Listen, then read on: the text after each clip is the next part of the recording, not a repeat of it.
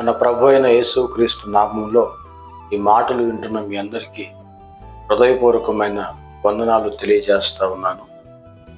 క్రీస్తునందు ప్రియులారా, యోహాను సువార్త 14వ అధ్యాయం 40వ వచనంలో ప్రభు అంటూ ఉన్నాడు, నీవు నమ్మిన ఎడల దేవుని మహిమను చూస్తావని నీతో చెప్పలేదా అని మార్తతో ఒక మాట పలుకుతున్నట్లు మనం చూస్తూ ఉన్నాం. ప్రియులారా, అప్పటి నుంచి ఇప్పటి వరకు యేసు ప్రభు ఎవరి జీవితంలోనైనా ఏదైనా కార్యం చేశాడు అంటే వారు పూర్తిగా ఆయన నమ్మి విశ్వసించినప్పుడే వారి జీవితాల్లో కార్యాలు ఆయన జరిగించినట్లుగా మనం ప్రారంభం నుంచి చూస్తూ ఉన్నాం.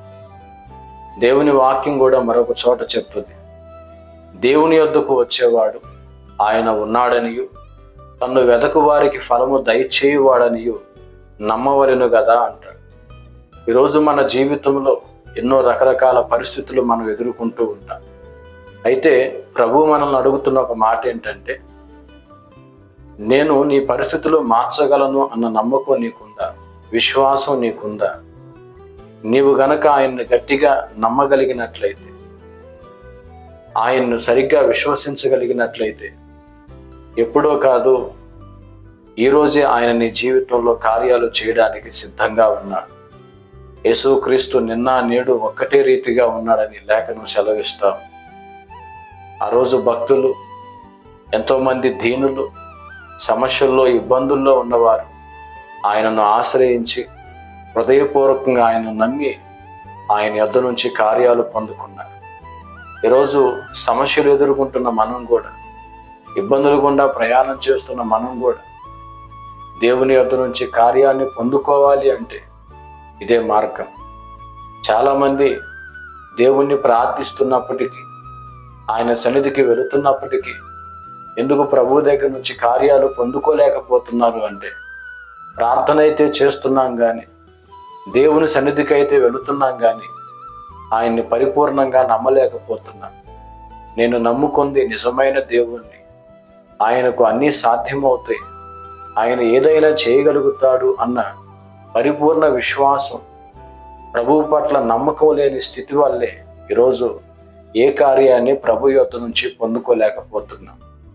ఈ శుభవేళ ఒక దైవజనుడిగా మీతో చెప్తా ఉన్నాను, మీరు ఎదుర్కొంటున్న పరిస్థితులన్నిటికీ చాలిన దేవుణ్ణి మనం ఆరాధిస్తూ ఉన్నాం, సేవిస్తూ ఉన్నాం. కాబట్టి మరి ఎక్కడికో వెళ్ళాల్సిన అవసరం లేదు.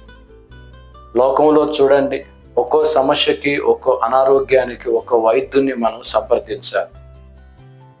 కాళ్ళ నొప్పులకి ఒకళ్ళ దగ్గరికి వెళ్ళాలి, గుండె సంబంధమైన బలహీనత వస్తే ఒకళ్ళ దగ్గరికి వెళ్ళాలి, తలకు సంబంధమైన బలహీనతలు వస్తే, తలలో బలహీనతలు ఉంటే దానికి ఒకళ్ళ దగ్గరికి వెళ్ళాలి. ఇలా ఒక్కొక్క అనారోగ్యానికి ఒక్కొక్క వైద్యుని మనం సంప్రదించాలి. కానీ యేసు ప్రభు అన్నిటికీ సరిపోయినవాడు, అన్నిటికీ చాలినవాడు. ఆయన్ని సరిగ్గా మనం నమ్మగలగాలి.